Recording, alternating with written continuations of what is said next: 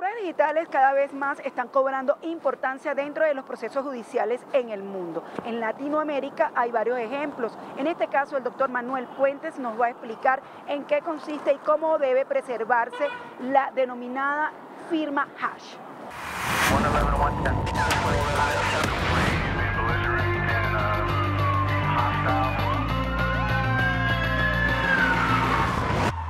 Bien, volvemos con el doctor Manuel Puentes y dejamos en el aire la siguiente pregunta con respecto a lo que se considera el estampado cronológico de firma digital. En un caso conocido, muy célebre, de un expresidente aquí en Latinoamérica, doctor, ahí se está ventilando específicamente lo que es la firma hash. ¿Qué comporta esta prueba dentro de un proceso judicial de esa envergadura? Bueno, digamos que la firma digital o el estampado cronológico es un estampado de tiempo que lo que me permite es, desde el momento que sustraigo la prueba hasta el momento en el que la presento en el juicio, sea la misma, que no haya sufrido ningún tipo de modificación. Porque como te lo decía, es susceptible, si yo la guardo en un CD y la abro y lo modifico, entonces tengo que entregar la certeza y hacer entender que es la misma prueba. Demostrarlo, porque es lo que tengo que hacer en el proceso, que desde el momento que la traigo como defensa, como fiscalía, la presento y es la misma que está dentro del juicio.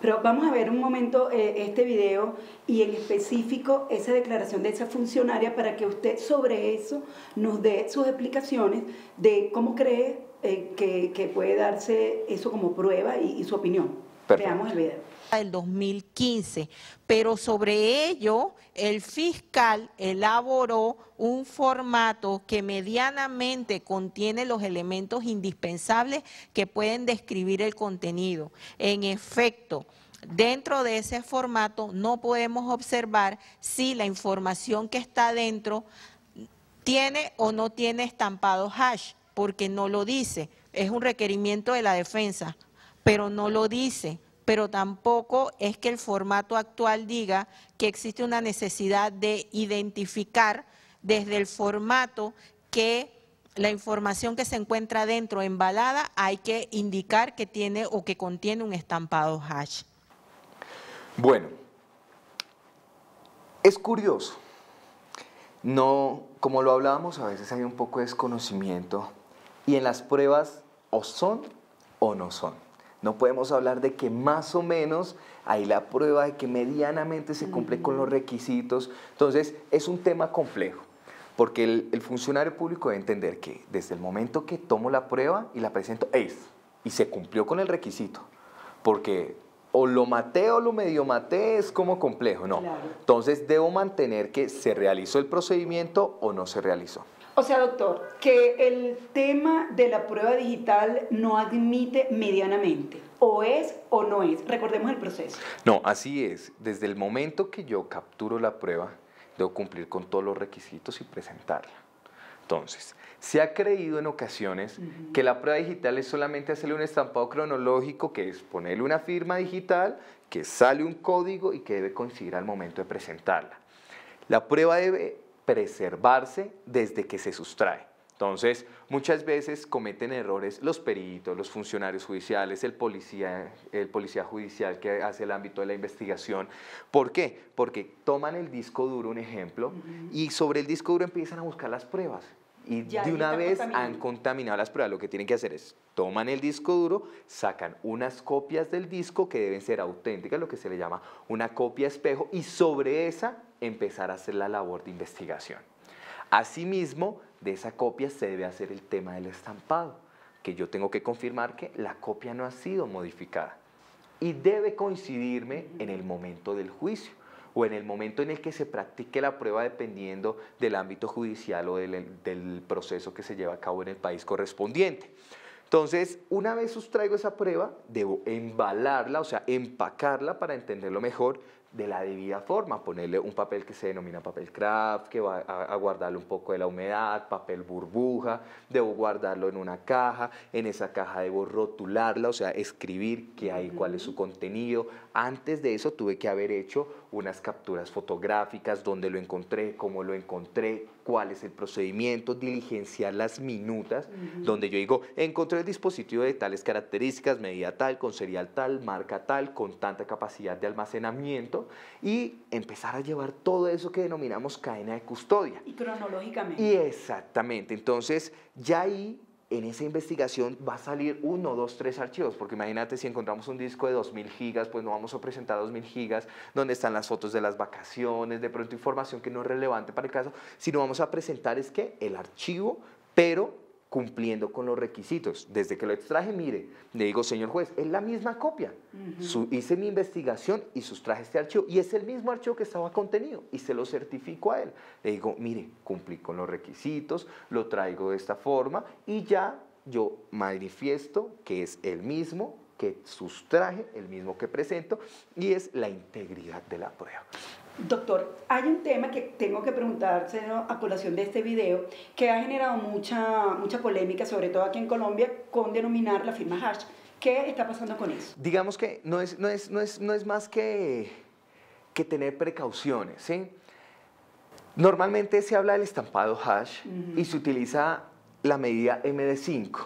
Digamos que estos son unos códigos de cifrado que lo que hacen es mantener una estructura alfanumérica para que me hace la firma y debe coincidir esa estructura alfanumérica. Incluso ahorita hacemos un ejemplo para entenderlo más visualmente, y en esa estructura alfanumérica lo que tiene que coincidirme es ese código, ¿sí?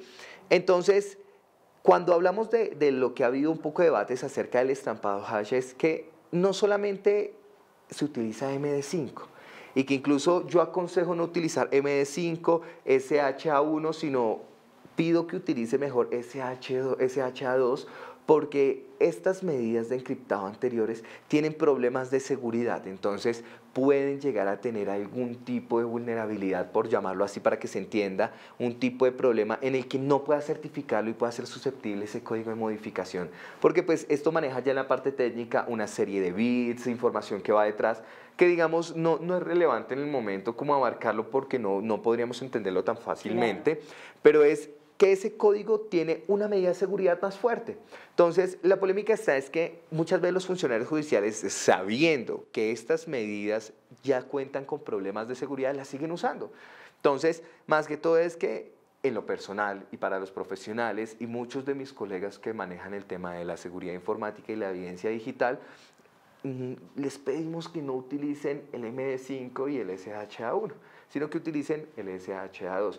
Incluso mucha gente dice, bueno, ¿y yo cómo sé de eso? Mira, es tan sencillo con que en el sistema operativo Linux lo encuentras. Incluso en sus casas, en sus oficinas, pueden hacer el experimento y pueden revisar cómo funciona. Hay tutoriales y esto es muy fácil de usar. O sea, es sencillo, pero hay que detenerse a pensar. Ahora, la recomendación fundamental es porque es más práctico, es menos contaminado. ¿Cuál sería la explicación real? La recomendación acá es por preservar la seguridad. Claro, es más importante. Claro, porque yo debo cumplir con todos los requisitos, ¿sí? Digamos que no solamente es el uso de esto, es de cumplir con todos. Porque es que yo no solamente le tomo las fotografías al cadáver y lo echo en una bolsa y listo. No. Debo cumplir con los protocolos, los procedimientos. Lamentablemente no existe un manual de cadena de custodia para la evidencia digital. Solamente se habla pues de los procesos normales, del homicidio, si encontramos en el lugar de los hechos alguna evidencia física. Entonces, digamos que aquí sí nos hace falta indagar un poco más. Te lo pongo así de simple. A veces nosotros no nos tocamos y nos pasa corriente cuando nos saludamos, ¿sí? Muchas veces, incluso acá en Colombia hay unos instructivos de la Fiscalía General de la Nación que dicen, oiga, utilice una manilla que se llama antiestática, la conecta usted si la CPU a un borde de lámina de aluminio de la CPU de acero, que descargue la energía. Tan fácil como eso, que tú puedes llegar a dañar un dispositivo por la estática. El hardware, que son los componentes físicos, pueden llegar a tener algún tipo de susceptibilidad por no usar simplemente esto. Entonces, digamos que son temas curiosos. Entonces, aquí es que se entiendan que existen unos requisitos más allá de solamente hacerle una firma digital, hacerle un estampado cronológico o como el estampado hash, sino es cumplir con los requisitos y pues ojalá se pudiera llevar a cabo toda la cadena. Digamos que si yo te digo que después de esta entrevista se va a empezar a cumplir, es muy difícil, ¿sí? O sea, es complicado el entendimiento, pero sí es práctico, no es difícil. Y muchas veces fallas el funcionario por lo que te decía en principio. No tienen los suficientes recursos, no tienen el suficiente conocimiento. Entonces, por lo tanto, ellos no saben cómo hacerlo o no tienen las herramientas para hacerlo. Entonces, aquí es donde falla todo esto. Me llama muchísimo la atención lo de la manilla digital, se lo puede explicar brevemente, y luego pasamos entonces a hacer un ejemplo en vivo con respecto a lo que sería esa huella, esa firma digital. Sí, claro. Aquí podemos hacer un ejemplo que sea entendible, que vean lo simple que es, digamos que es un ejemplo general, no, porque no nos vamos a meter dentro de una investigación que nos va a requerir tiempo, sino es algo como para que visualmente entiendan cómo es el código y que no es nada de otro mundo y que puede llegar a preservar la prueba y que tenga todos los cumplimientos de idoneidad e integridad para presentarse como tal. Entonces vamos a hacer la prueba. Por supuesto.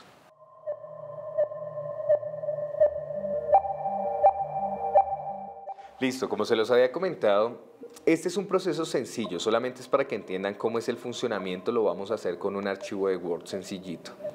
Vemos que el archivo le vamos a poner un 1 en su contenido y lo vamos a guardar tal cual, con un 1 y lo guardamos acá en el escritorio.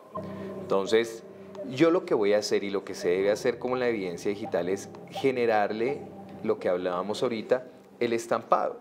Entonces, ese estampado lo que nos va a permitir es saber que el archivo es el mismo que se presenta. Entonces, por ejemplo, aquí vamos a buscar el archivo, lo vemos que está en el escritorio y lo vamos a abrir.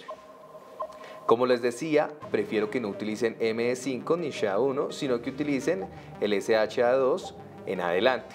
Entonces, por ejemplo, aquí me genera un código. Vamos a copiar el código y lo vamos a introducir en el mismo archivo. Lo voy a introducir y vemos que comienza en D y termina en 53.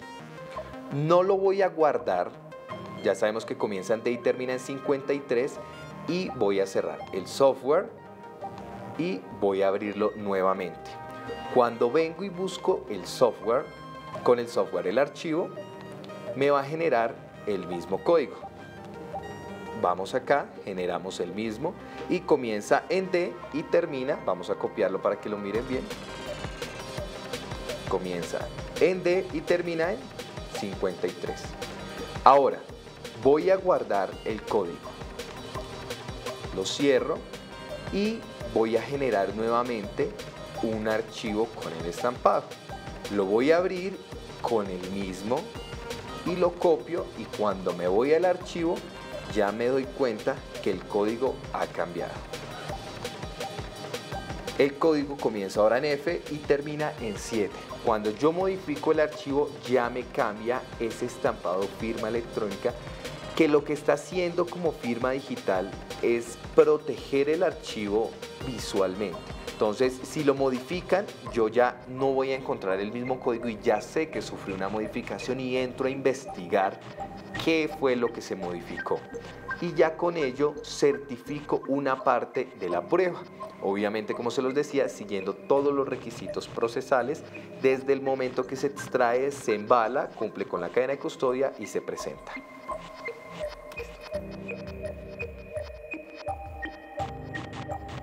Muy bien, doctor, realmente claro el ejemplo. Ahora bien, en la ley de Panamá, en este artículo 276, dice lo siguiente: deber del Ministerio Público. Es deber del Ministerio Público promover la investigación de los delitos perseguibles de oficio y de los promovidos por querela, mediante el acopio de cualquier elemento de convicción, ajustado a los protocolos de actuación propios de las técnicas o ciencias forenses necesarias para esa finalidad. ¿Cuál es su opinión sobre este artículo y sobre todo el tema que hemos estado abordando? Bueno, yo creo que se recae sobre lo que hemos manifestado durante la entrevista y es que en ocasiones está ese desconocimiento.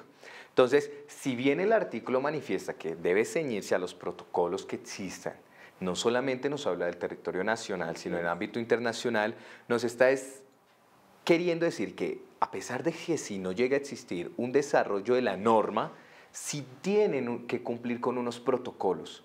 Y esos protocolos debo buscarlos como perito o experto en la materia. Son protocolos que yo debo tener en cuenta para cumplir con el procedimiento y poder cumplir con el procedimiento integral de la presentación de la prueba, valga la redundancia. Si yo no tengo en mi legislación, digamos, no hablemos de Colombia, hablemos en el entorno general, si en mi legislación no tengo los parámetros, pues yo debo buscar como experto en la materia lo que ya se encuentre generado, lo que tengan otros países en cuanto al tema de analogía, y debo traerlo y aplicarlo, ¿sí? Porque si bien es cierto, si existe la ley, la ignorancia de la ley no es la excusa, ¿no? Pero si no existen los parámetros, pues obviamente, ¿quién es el experto? Pues se contrata el perito informático, el perito médico, el médico legista, dependiendo de cada una de las áreas procesales en derecho.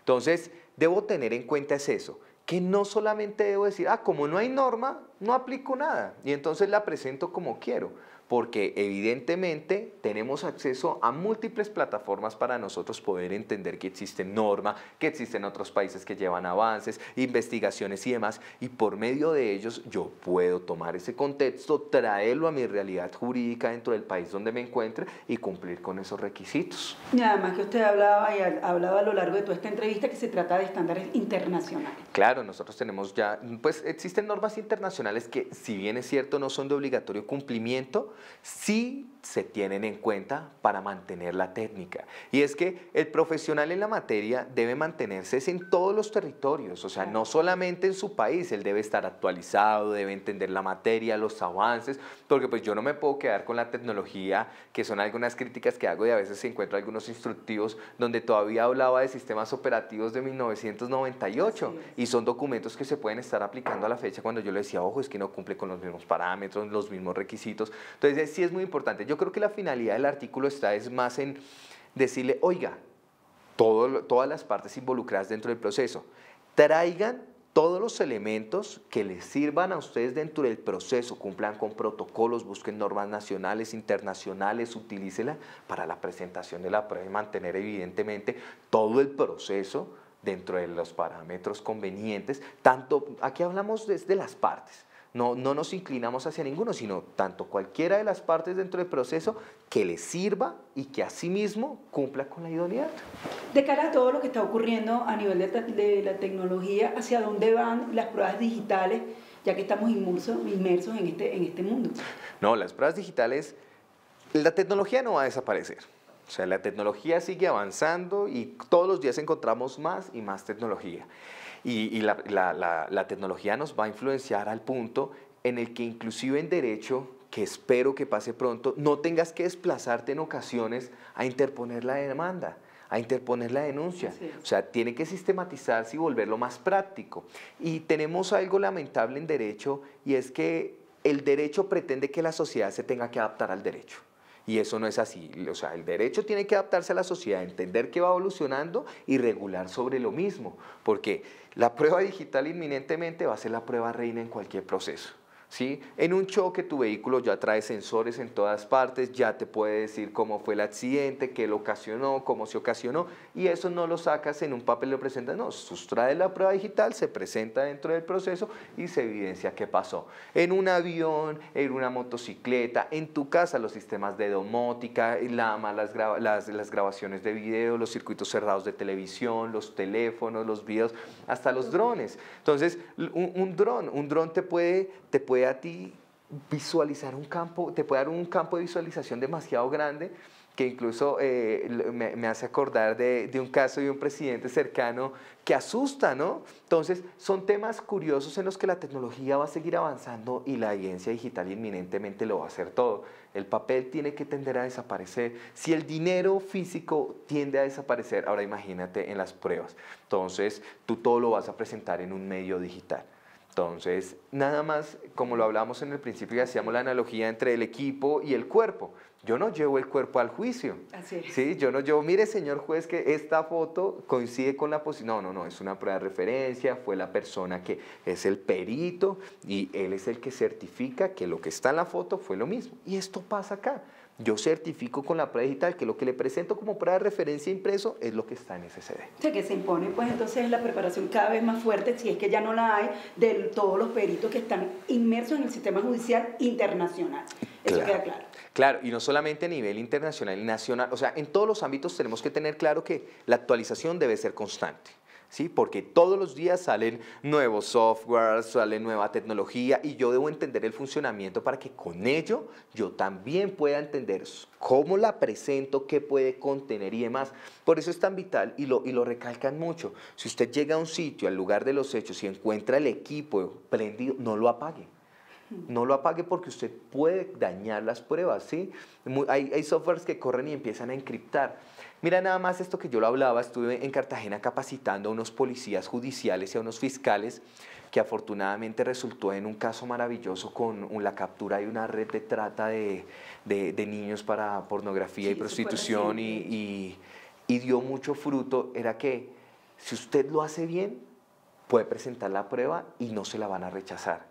Y evidentemente ellos decían, sí, es que no nos han dado los materiales con que desarrollarlo, no nos dan el conocimiento, y es que es muy importante porque tú no imaginas lo que puedes llegar a recolectar de una prueba digital. Nada más en una foto tú puedes los metadatos, que son los datos que hay detrás, pues la localización, la hora, el día, la cámara con que se tomó, o sea, tú puedes sacar muchísima información de ello. Y hay muchos casos reconocidos donde a través de un simple PDF, un documento, encuentran la información de la persona que lo envía, o sea, tienes demasiada información en lo que tú puedes recoger como evidencia digital para presentarlo. Pero si tú no cumples con los requisitos y las características, pues no lo puedes presentar. Nada más. Hablemos de los jóvenes, desde el ciberbullying, de todas estas conductas de grooming, digamos que conductas, hablemoslas como básicas que se están desarrollando en Internet, hasta la conducta que puede llegar a la muerte de una persona. Se hacían pruebas en el CES, en una de las presentaciones más grandes de tecnología en Las Vegas, y hacían pruebas e incluso qué pasaba si yo cambiaba la configuración del vehículo, que ya lo conecto y lo configuro a través de mi laptop y le suspendo, por ejemplo, los frenos. Entonces, ¿hasta dónde se puede llegar a trasladar todo esto? Entonces, la prueba digital inminentemente cada vez va a crecer más, o sea, no va a desaparecer en ningún momento. Cada vez va a crecer y va a tener suma importancia. Por eso es que recalcamos tanto, o sea, independiente del caso, independiente de la parte que usted esté representando, que esté beneficiando, usted debe cumplir con unos requisitos para preservarla. Excelente la exposición, realmente ha sido muy didáctica la entrevista y por supuesto nosotros estamos siempre a tono con lo que es la modernidad, los avances en todos estos sistemas tecnológicos y tomando en cuenta que ya el mundo está totalmente globalizado a través de las redes. Nosotros de verdad desde este espacio agradecemos su presencia aquí y esperamos poder contar con ustedes en próximas presentaciones. No, les agradezco a ustedes por la invitación y quedamos a su entera disposición. El ideal de esto es que la gente se concientice un poco más, ¿sí? Mire, en ocasiones el derecho ha llegado a impactar tanto en que la gente ya no crea. Pero el derecho tiene una particularidad que me parece tal vez una de las cosas más bonitas que trae el derecho, y es que busca protegerlo, ¿sí?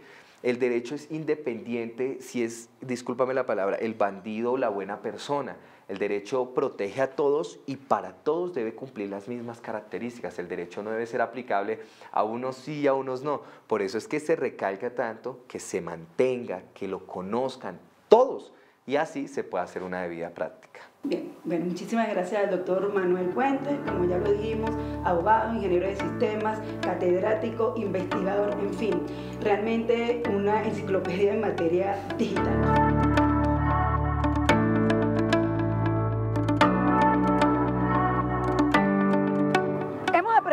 La importancia que tiene la recolección correcta de la prueba digital dentro de un proceso judicial en cualquier país del mundo.